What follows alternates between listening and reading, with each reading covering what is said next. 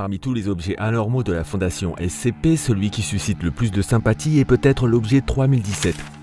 Cependant, si vous aviez eu la chance de le rencontrer, vous n'auriez pas été compatissant. Votre seul souhait aurait été d'appeler la police immédiatement. Frazier Melbrook, autrement connu sous le nom de SCP-3017, a été élevé dans une petite ville, entouré de sa famille et de ses amis durant toute sa vie. C'est apparemment la raison pour laquelle son anomalie est passée inaperçue pendant si longtemps. Les parents de SCP-3017 ainsi que certains amis et voisins n'étaient pas sensibles à l'anomalie de Frazier. Tout a commencé quand il est entré à l'université. Au milieu de son premier cours, une équipe spéciale d'intervention rapide a fait irruption dans l'amphithéâtre. Le professeur de Frazier et ses camarades de classe pensaient qu'il était un dangereux criminel. Au début, les gens le regardaient juste de travers, mais pendant le cours, le professeur a déplacé une table devant la sortie pour l'empêcher de s'échapper. Et les étudiants assis à côté de Frazier lui ont sauté dessus, l'ont fait tomber par terre et lui ont tordu les bras derrière le dos. Au poste de police, il n'y avait aucun doute sur le fait qu'il était le criminel le plus dangereux d'Amérique. Mais personne ne pouvait dire exactement ce qu'il avait fait de mal. Frazier a été relâché 1 heure plus tard, car il n'y avait aucun crime à lui reprocher. Le jour suivant, la même chose s'est reproduite. Frazier a réalisé que malgré son désir de faire des études, il devait quitter l'université.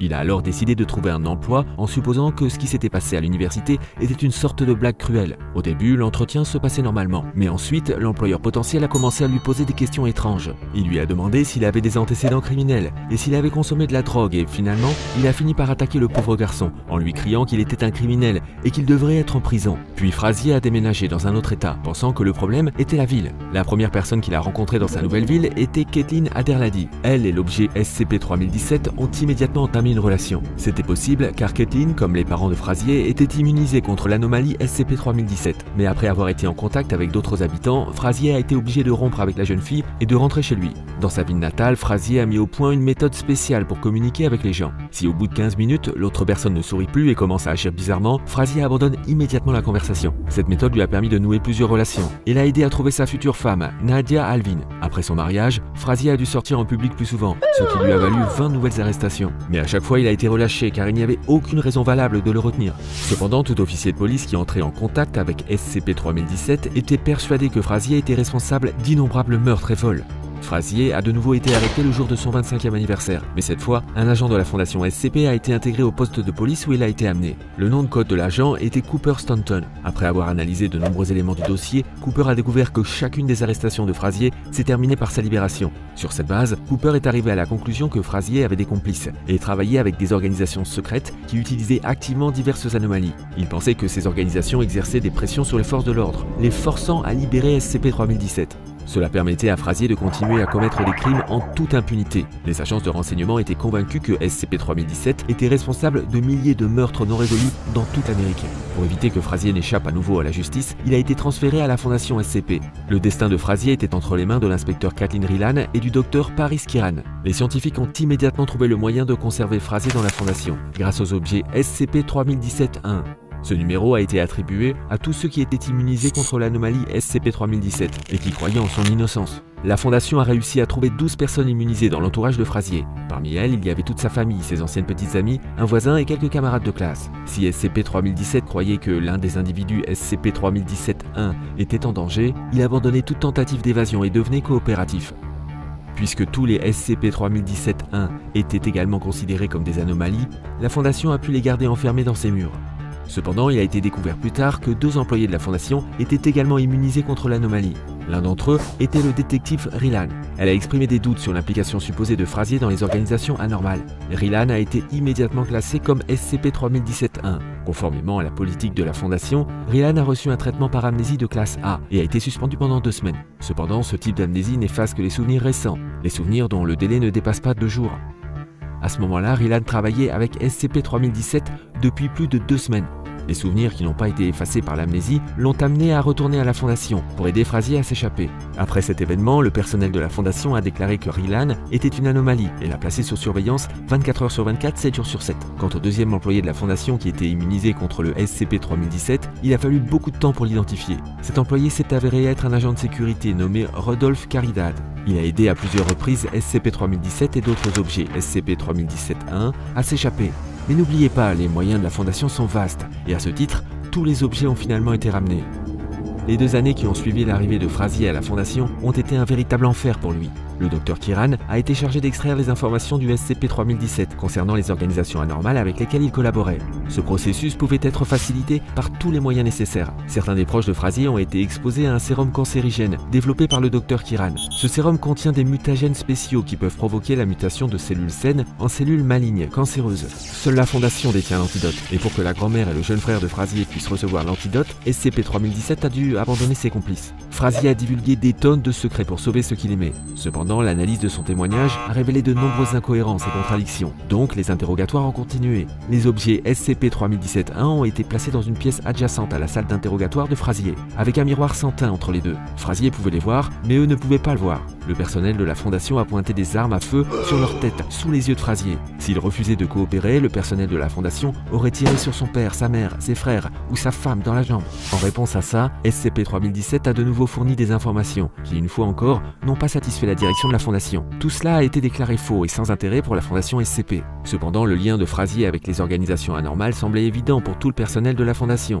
Donc, le chantage, la torture et les interrogatoires ont continué. Frazier a perdu l'appétit, a eu des problèmes de sommeil et il est devenu dépressif. Il était drogué avec des somnifères et des antidépresseurs chaque nuit, afin que SCP-3017 soit capable de parler à nouveau le matin suivant. Après 2 années de torture et d'angoisse, Rodolphe Caridad a décidé d'y mettre fin. Il a aidé Frazier et Rilan à s'échapper. Mais il s'est avéré que les services secrets n'étaient pas les seuls à rechercher Frazier. Normalement, toutes les personnes qui entraient en contact avec le SCP-3017 en dehors de la Fondation étaient traitées par amnésie de classe A. Ils oubliaient Frazier, mais dès qu'ils le rencontraient à nouveau, tous leurs symptômes réapparaissaient. Ils soupçonnaient à nouveau SCP-3017 d'avoir commis des crimes graves et voulaient qu'il soit enfermé. Les employés de la Fondation appellent cela le symptôme SCP-3017-A.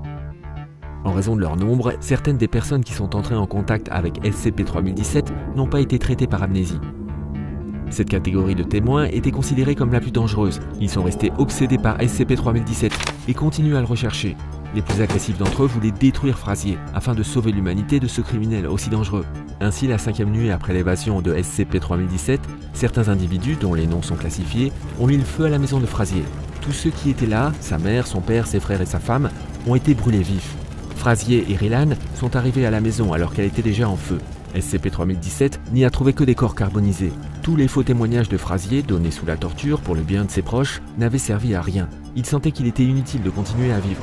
Alors, Frazier Melbrook s'est rendu sur le pont le plus proche et s'est jeté dans le vide, mettant fin à 2 années de tourments infernaux.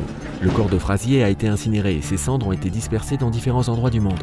Chaque endroit est toujours surveillé à distance. Tous les fichiers relatifs à l'enterrement de SCP-3017 sont hautement confidentiels. Toute tentative d'y accéder se termine par un traitement par amnésie de classe A et un arrêt de travail de 2 semaines. La direction de la Fondation pense que même la proximité des cendres de Frazier peut provoquer le symptôme SCP-3017-A. Nous n'avons pu analyser l'étendue de l'anomalie de Frazier Melbrook qu'après sa mort. Il s'avère que la croyance de toute la Fondation que SCP-3017 était impliqué dans des organisations anormales était en elle-même une manifestation directe du symptôme SCP-3017-A.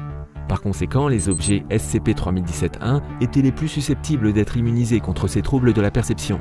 La perception de tous les autres, y compris celle des membres de la Fondation, était en fait anormale, à l'exception de Kathleen Rilan et Rodolphe Caridad, bien sûr. SCP-3017 n'avait en réalité aucun antécédent criminel. Ce que les chercheurs ont appelé une anomalie secondaire, ou la capacité d'éviter d'être détenu, s'est également avéré être une question de perception. Frazier a été relâché à chaque fois parce qu'il n'y avait aucune preuve qu'il avait commis un crime. Sa seule anomalie était que la planète entière, à l'exception de 14 personnes, le considérait comme un grand criminel sans raison réelle. Après la mort de Frazier, la spécialiste en physionomie Megan Reichley a tenté d'expliquer ce phénomène. Selon elle, l'anomalie pouvait être expliquée par la structure du visage de Frazier. Megan a analysé des images de tueurs en série et d'autres criminels célèbres. Puis elle a relevé les traits du visage qui sont caractéristiques des criminels. Ensuite, elle a entré les données dans un programme informatique dédié pour qu'il puisse produire une moyenne arithmétique. À la surprise de la scientifique, le programme a produit une image du visage de Frazier Melbrook. La plupart des gens, lorsqu'ils voyaient son visage, reconnaissaient inconsciemment les traits du visage maléfique que notre cerveau a fini par associer aux criminels célèbres. Les personnes qui voyaient Frazier comme un être humain, plutôt que comme un ensemble de traits du visage, ne présentaient pas le symptôme SCP-3017-A et ont donc été classées comme objet SCP-3017-1. En plus de ces conclusions, Megan Reichley a elle-même développé le syndrome SCP-3017-A au cours de son travail.